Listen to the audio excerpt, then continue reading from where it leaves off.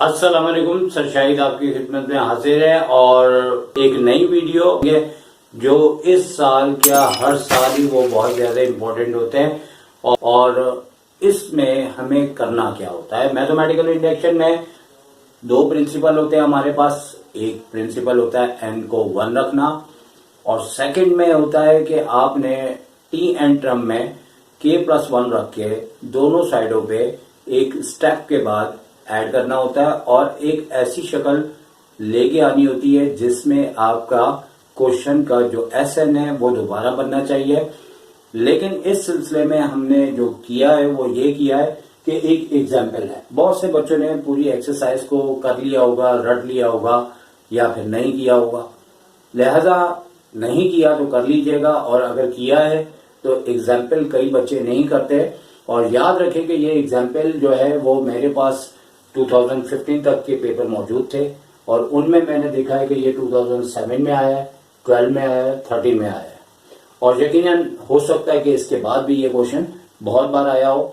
और शुरू करते हैं इस क्वेश्चन को। सबसे पहले इस क्वेश्चन में क्या कहा जाता है, हमें जो कहा जाता है उसमें यही कहा जाता है कि हमें मैथमेटिकल इंडक्शन से इस क्वेश्चन को प्रूव करना है और उसके दो प्रिंसिपल हैं वो दोनों हमें यूज करके दिखाने होते हैं। इसमें सबसे पहले हमें इसका फर्स्ट स्टेप है बाय मैथमेटिकल इंडक्शन से करना है।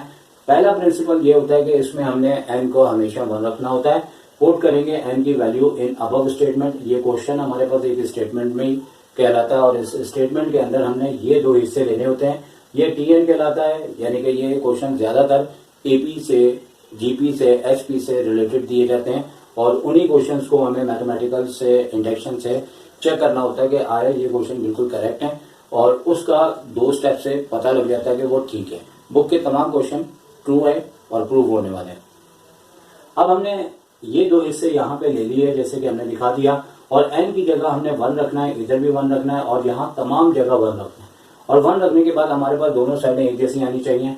जैसे कि हम देख सकते हैं कि हमारी दोनों साइडें, यहाँ तो 1 का स्क्वायर यानी कि एन की जगह रखेंगे तो 1 ही आएगा और n+1 यानी 2 हो जाएगा। 2 को n की जगह 1 रखा तो पूरा अगर हम इसे मल्टीप्लाई करके ऐड करें तो 3 आ जाता है, 2 आ जाता है, 1 आ जाता है तो 3 2 6 है, 6 से 6 कट के दोनों साइडें इक्वल हो जाती है। ये दोनों साइडें इक्वल भी होती हैं और एक पहचान इसकी और भी रख सकते हैं कि ये हमेशा इक्वल होने के साथ जो आपकी पहली टर्म होगी ये इससे भी मैच करेगा। कभी कभार इंसान से गलती हो जाती है, गलती का लफ्ज बना है, गलतियां हो भी जाती हैं, तो लिहाजा ये भी एक पहचान रख लें और कि ये दोनों इक्वल आना और इक्वल आने के बाद ये दोनों नंबर जो है वो पहली वाली टर्म से हमारे मैच होंगे। तो ये तो हो गया हमारा फर्स्ट स्टेप। और फर्स्ट स्टेप के बाद ये क्वेश्चन थोड़ा सा बोलने वाला क्वेश्चन होता है। इसके अंदर जिस तरह आपका वाइवा होता है ना कि सिर्फ करके आपने छोड़ना नहीं होता, अपनी एडवाइस भी देनी पड़ती है कि आप मैथमेटिकल इंडक्शन से आप कामयाबी हासिल कर रहे हैं कि नाकामी हासिल कर रहे हैं। तो यहाँ पे हमने प्रूफ तो लिख दिया है क्योंकि दोनों साइडें इक्वल आई हैं, लेकिन नीचे थोड़ी सी इंग्लिश आपने लिखनी है। So the given statement is true for n = 1, यानी कि हमारा n 1 के ऊपर जो है वो स्टेटमेंट बिल्कुल ठीक है। यानी फर्स्ट प्रिंसिपल जो मैथमेटिकल इंडक्शन का है उसने ओके कर दिया, उसने कहा बिल्कुल ठीक है।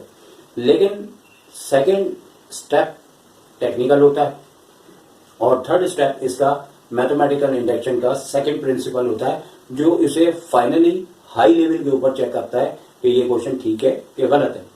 और सेकंड स्टेप जैसे कि मैंने कहा वो टेक्निकल होता है। वो इसलिए टेक्निकल कहा कि इस पूरे क्वेश्चन के अंदर n जो है वो नंबर ऑफ टर्म्स को रिप्रेजेंट करता है और क्वेश्चंस के अंदर n को जो है वो वैल्यूज में कन्वर्ट करने के लिए हमें इस n वेरिएबल्स को चेंज करना होता है, वरना कॉन्सेप्ट के लिहाज से, लॉजिकल लिहाज से इस क्वेश्चन को नामुनासिब समझा जाता है। लिहाजा यही वो वजह है कि n को k में बदलना बुक का मेथड है। वैसे अगर हम चाहें कोई भी वेरिएबल इसको कह सकते हैं, लेकिन बेहतर है कि आप वही कहें जो बुक ने कहा हुआ है ताकि कोई टेक्निकली प्रॉब्लम ना आए। वैसे हम n को किसी के भी इक्वल ले सकते हैं। तो लिहाजा कहने का मतलब है कि हमने अब सेकंड स्टेप के अंदर पुट n = k और k को बिलोंग्स टू नेचुरल नंबर लेना है। नेचुरल नंबर आपको पता है कौन कौन से होते हैं, 1 2 3 4 5। दुनिया खत्म हो जाती है, नंबर नहीं खत्म होते, चलते जाते हैं। तो लिहाजा अब यहाँ पे हमने वो जो n था आपका यहाँ पे हमने चेंज कर दिया और पूरा क्वेश्चन वैसे का वैसे है। सिर्फ n आपको अब नजर नहीं आएगा, n की जगह आपको k नजर आएगा। ये k ने इसकी जगह ले ली है, ठीक है, यानी n हट के इसकी जगह k आ चुका है और के आने के बाद अब ये दोनों वैल्यूज को रिप्रेजेंट कर रहे हैं। अब इसके बाद हमारे पास जो है थर्ड स्टेप, ये पावरफुल सेकंड प्रिंसिपल है। अगर इसने ओके कर दिया और एक खास तरीके के साथ, तो ये पूरा क्वेश्चन सही बनावट पे बना है और ये मैथमेटिकल इंडक्शन इसे प्रूव कर देगा। फिर हमने यहाँ पे क्या किया है कि हमारे पास बुनियादी तौर पे ये के स्क्वायर लिखा हुआ है, लेकिन क्वेश्चन के अंदर ये एन स्क्वायर लिखा हुआ है। तो ये टी एन टर्म कहलाती है। जिन्होंने 6 चैप्टर पढ़ा है, T N means N term, और टी एन टर्म एक टर्म आती है।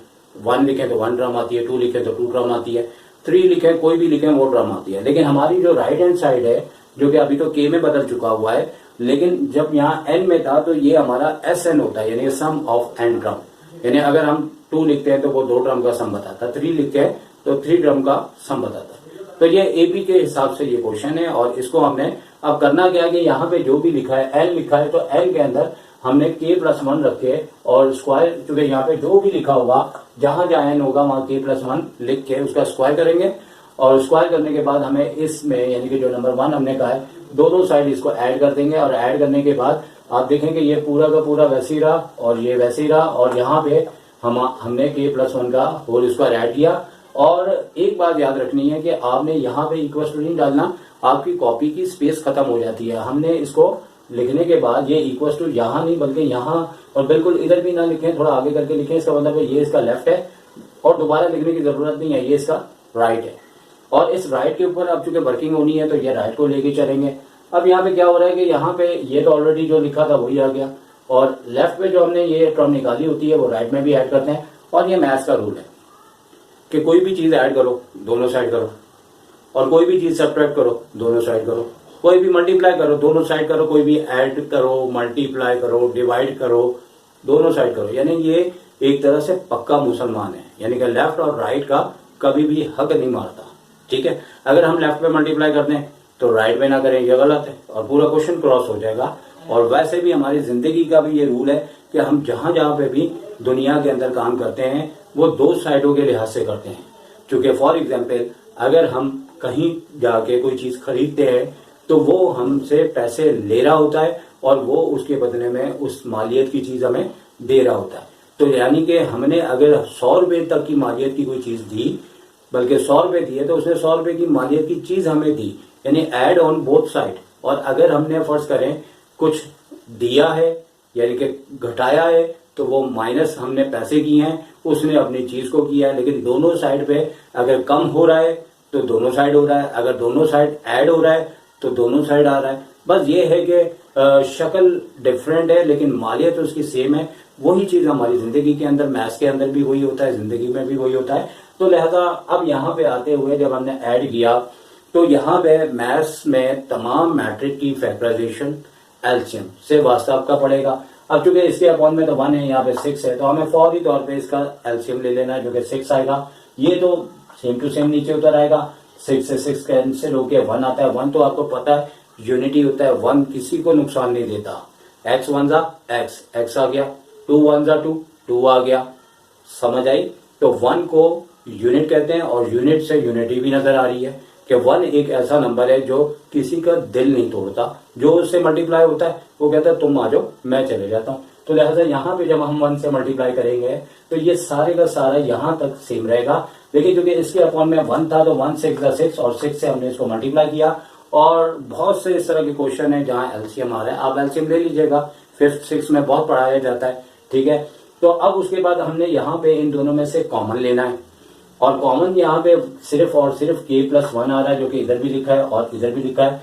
तो हमने k+1 दोनों में से छोटी पावर वाला लेना है, यानी कि यहाँ 1 है, यहाँ पे स्क्वायर है तो 1 ले लिया, और अपॉन का जो 6 है वो भी कॉमन आ जाता है क्योंकि ये सभी के नीचे लिखा हुआ है। अब यहाँ से इसका यानी कि ये बाहर आ गया और k और 2k+1 अंदर रह गया, और इसी तरह 6 अंदर ही रहा और ये स्क्वायर था, एक पावर बाहर आ गई और एक अंदर रह गई। अब ये कॉमन आने के बाद ये जो कर्ली ब्रैकेट में होता है इसमें बुनियादी तौर पे जब कॉमन मजीद नहीं आता तो हम मल्टीप्लाई करके इसे एडिशन फॉर्म में ले आते हैं, और एडिशन में लाने के बाद हमारी क्वाड्रेटिक फॉर्मूले से मिडल टर्म ब्रेक होती है और यकीनी तौर पे हो जाती है।